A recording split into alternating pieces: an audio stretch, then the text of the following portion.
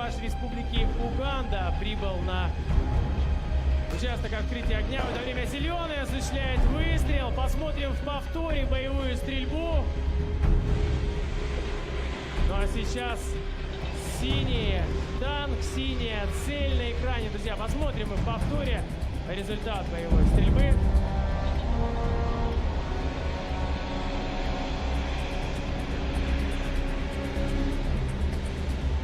Итак, ну что ж, главный судья соревнований объявляет 2 штрафных круга экипажа Лаоса. 3-я цель была поражена. Мы посмотрим на результат выполнения огневой задачи, на результат 3-й боевой стрельбы. Препятствий, непростых препятствий. Ну что ж, Лаос, команда Лаоса. Как раз таки первое препятствие после выполнения первой огневой задачи. Осторожно достаточно входит в брод сейчас механик-водитель команды Лаоса. Это капитан Хуван Вилливонг. Выбирается на противоположный берег. Уверенно, уверенной поступью вперед движется в цвета 252. Это не наш российский красавец.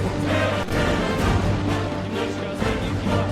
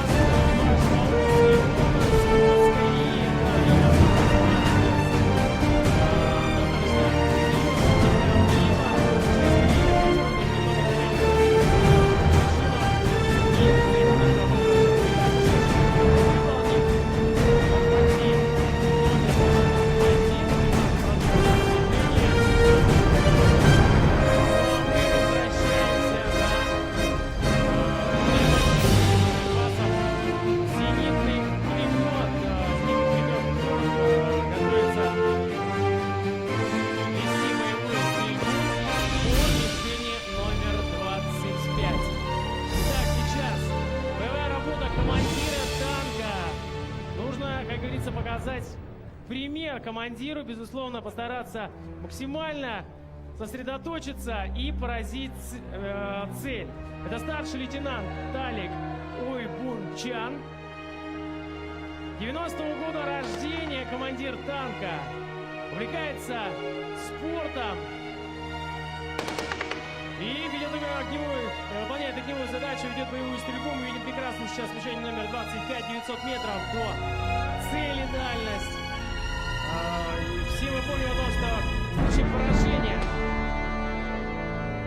цели сработает фаер. Но пока, как мы видим, фаер не срабатывает. Да, дорогие друзья, бывают такие ситуации, что все же в какой-то момент этими условиями подводит. Но сейчас она не подводит, срабатывает. И цель поражена. Так вот, цель была поражена, фаер. В этом случае обязательно судейская группа выдвигается на осмотр целей, на осмотр всех мишеней. И уже повторно осматривает их все.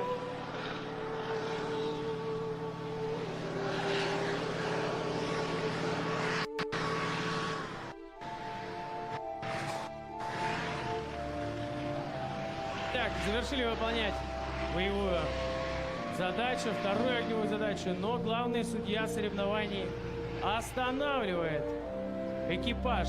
Должен остановиться, сейчас передает команду срочно остановиться, потому что есть нарушение в порядке выполнения второй огневой задачи.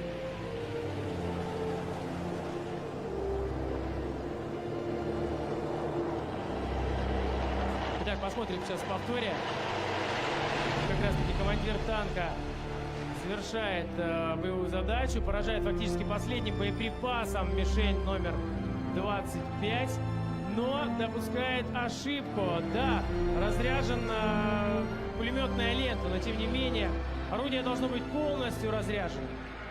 Бываем разрядить полностью пулемет, нужно вытащить пулеметную ленту, несмотря на то, что все боеприпасы отстреляны, нужно ее вынуть, только лишь тогда считается разряжен. Итак, внимание, танк зеленого цвета.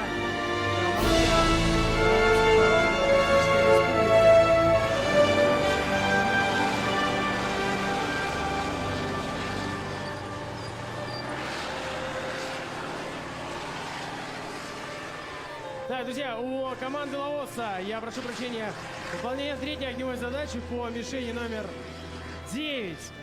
Ручной противотанковый гранатомет. Боевую стрельбу будет вести наводчик-оператор из спаренного с пушкой пулемета калибром 7,62 мм. Мишени стеклянные. Будет прекрасно видно, если будет поражение цели. Давайте посмотрим на результат боевой стрельбы. Итак, наводчик-оператор старший лейтенант Хетсамон Сипа.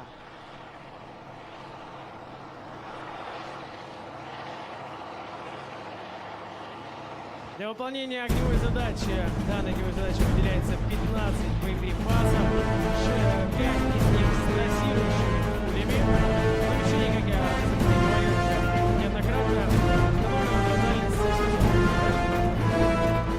наводчик-оператор ведет поиск целей.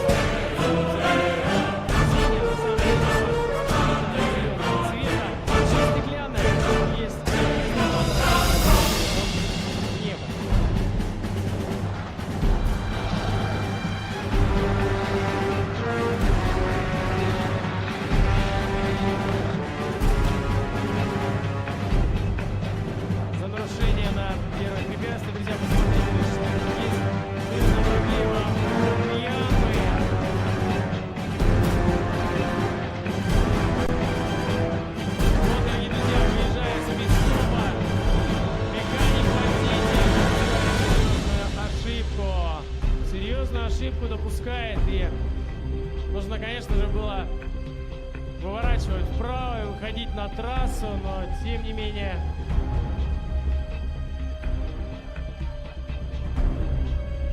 Серьезная проблема, друзья. Сейчас на усмотрение главного судьи соревнований. Мы узнаем, что же будет дальше с командой Мьянмы.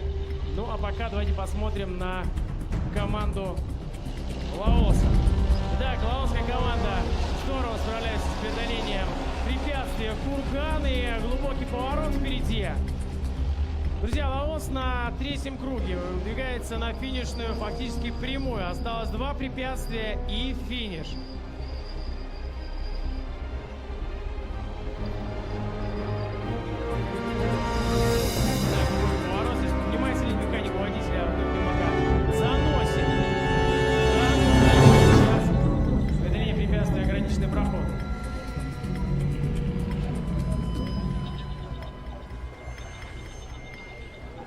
Дорогие друзья, ну что ж, по решению главного судьи соревнований генерал-майора Романа Винюкова к команде Мьянмы выдвигается